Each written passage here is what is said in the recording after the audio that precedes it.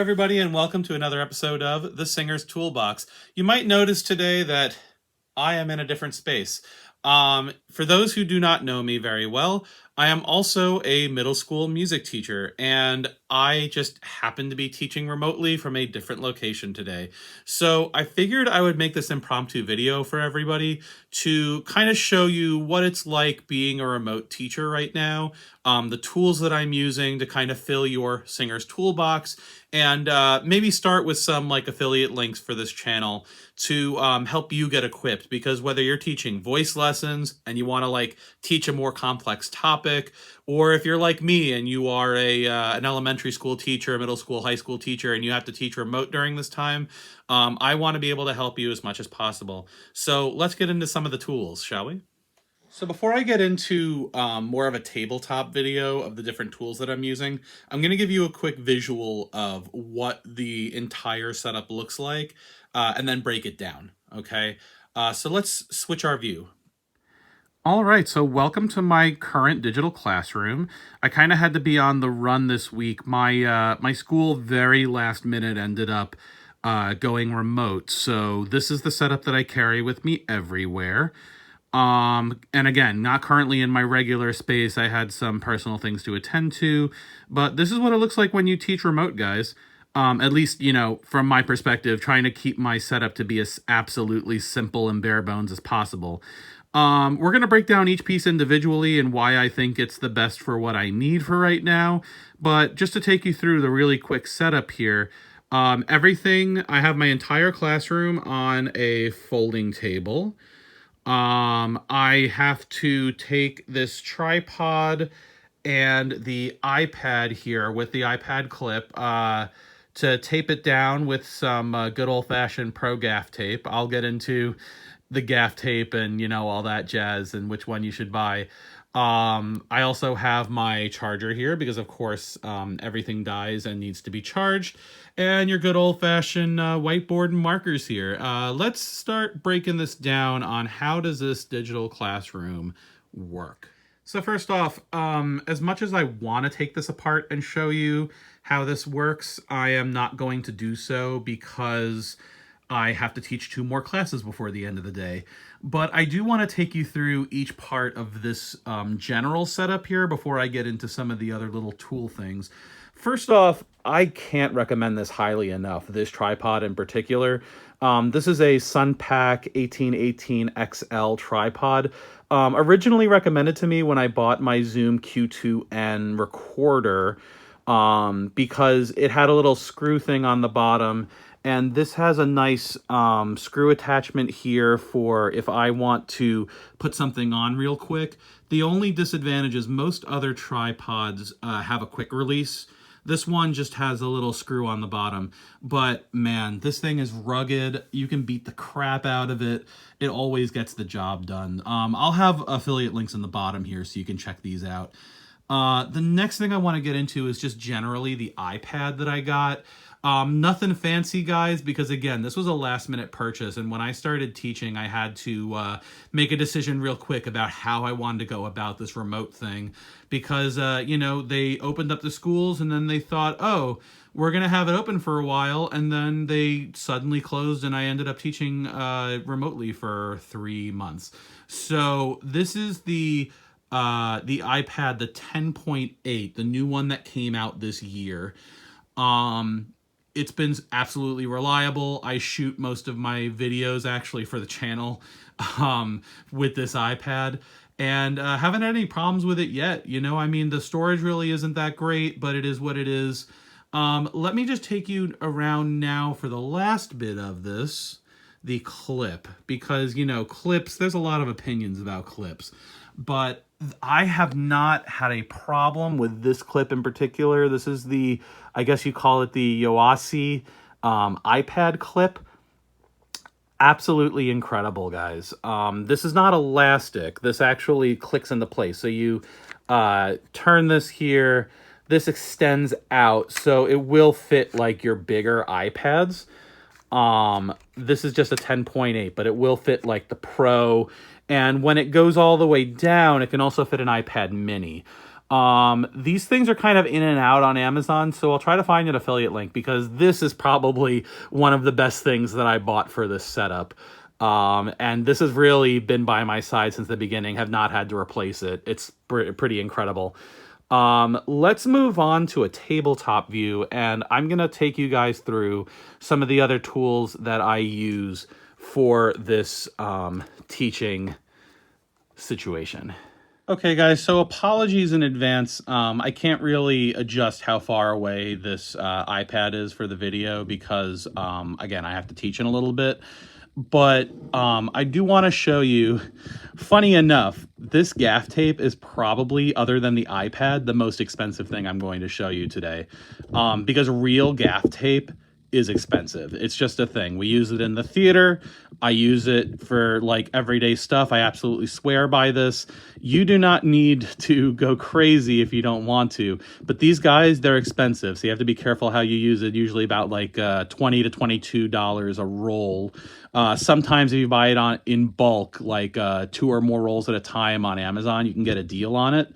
But I will recommend for your tacking purposes, as far as tacking things down, like this tripod that I have here, get the Pro-Gaff. You're going to see a lot of off brands of gaff tape. Don't buy them. I've experimented with them. I've had employers tell me to get the cheap stuff for gigs, and it never holds stuff down as well as you need it to, or it leaves a residue that's really hard to get off or stuff like that. Don't use Gorilla Tape by mistake because you're going to be really sorry when you try to take it off. Pro-Gaff, man, made in the USA. I'll leave a link on Amazon if you're interested in getting some real gaff tape, but this stuff is incredible. As they say in the theater world, gaff tape holds the universe together. And in this case, this gaff tape is holding my classroom together. Next up, and this is going to seem kind of stupid, but it is kind of important. If you're teaching, especially in public schools, Expo, even though maybe Expo is a little bit more expensive than some of the off-brand stuff, is really the brand that you go for when you're looking for dry erase markers. I use Expo on my board. It's a little easier to clean up off of my board. The low odor is especially good because I don't know if you've ever worked with dry erase markers for a long period, the ones that have quite a stink to them, and then you're kind of like unintentionally getting high off of your teaching and your markers. So good to get the low odor. Good to stick with Expo. If you're in a classroom, if you're in a school and you're using their whiteboards, they will probably provide you with Expo markers, but I would recommend if you're going and subbing and they don't have materials for some reason, try to bring Expo with you because this is the standard for their boards, and anything else is usually going to mess up a school whiteboard. But yeah, I definitely recommend these. I buy these in bulk. I will put up the box that I buy usually on Amazon. I usually get them in like 25 count boxes. So far, I've gone through 1 box this year since I bought my 2 boxes in, I want to say January. Between going back to school and using it and then being remote again. Just something to think about, but Expo markers, man, I definitely prefer these to any off-brand, and the school expects you to use these. Okay, next step in the journey is the whiteboard. You're basically seeing the view that my students see on the regular here, but the whiteboard is pretty important because if you don't have a good enough whiteboard, then it's going to constantly leave smudges and things on, but you don't have to necessarily get an expensive whiteboard. This is good both for your voice teachers and for your remote teaching situations, because sometimes you just have to explain something, and maybe if you're teaching online, you need to write out your own visual, sketch something quick because you don't have the thing on hand, and how do you, sometimes teaching online sucks, and we just have to know how to make it a little better. This whiteboard definitely helps, and this is not horribly expensive. This brand, I got this in a 99-cent store. But this brand is also Amazon recommended. Again, I'll leave an affiliate link down below. But I take this board with me everywhere. This board is a little bigger than the one that's on Amazon. The one on Amazon's the 8.5 by 11. I think this one is actually meant to be a like an office board thing, like suggestions or whatever, and it came with a marker that wasn't very good, so I used my Expo, like I said before. But this brand, Bazic, I haven't had to buy another board since I started teaching. So, and this board's seen a whole lot and traveled a whole lot with me. So, definitely recommend this brand. I'll put it in the bottom of the video. All right, guys. So the last thing I wanted to mention before we're out of here is the charging, like keeping your things charged, because especially like iPads use a lot of power. If you use your phone as part of your teaching, what happens when you have to keep things charged or things are about to die? These are the two mainstays in my bag when I have to travel from place to place. And I mean, if you noticed, you see a lot of Anker here. I've been converted to Anker. My twin brother uses it all the time for his office purposes. And I found that this is the most useful thing for me when I'm traveling. This one right here is the Powercore, I believe. No, this isn't the Powercore. This is the Powercore. This is the Powercore 1000. This one allows you to plug into the wall, right? So you have a nice little wall charge thing. But this is a 2-in-1. Where you can both plug in and it does like quick charging, IQ quick charging. That's the thing for Powercore, for just generally for Anker brand. And this also acts as a power bank. So you're going to want to charge this thing up just by sticking it in the wall, nothing plugged into it. And you get a pretty good amount of charge. I've used this thing for when my iPad's about to die, but I need to finish a class. I can like plug my iPad into this and keep it alive in order to finish up teaching. So super useful. This one right here is just your standard like Anker charger that has 2 ports on it.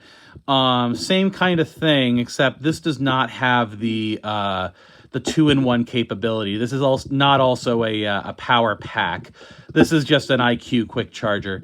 But yeah, man, I can charge my iPhone in about like 10 or 15 minutes, just like having this plugged into the wall with it. So definitely worth it. Now for cords, this is definitely not my original cord for my iPhone. You can buy them in packs of like 3 or 5. I'll put a link down below. Not to advocate non-Apple products here. Actually, this might even be an Apple certified product made by another company or something. But yeah, this really has saved me having multiple wires, just in case like one dies on me for some reason. So just to show you like the little tech component here of keeping multiple chargers on you. This is like a power pack, but to help you, keep your classroom going if your technology starts to fail. So final thoughts and conclusions, guys. Like I said, this is kind of an impromptu video. I'm trying out a different format for you guys, but I hope this is helpful for the teachers out there. Just remember, stay strong. If you're teaching during the pandemic, we only got a couple more months to go, so we can do it. But I figured maybe this will give you a couple of ideas, especially if you are either a school teacher or a voice teacher, or just doing any kind of teaching online through Zoom right now. There are a bunch of things that can help you, but this is my most condensed toolbox in order to get the job done. Guys, in the future, I'm trying to like make these videos, these Singers Toolbox videos, with more like tools to help you to accomplish what you need to accomplish, okay? If you like the content that I'm making, don't forget to like and subscribe in the bottom. If you have any questions, please feel free to leave comments down below. Join the Discord if you have any other questions. We can have group discussions about that. That's what Discord is for.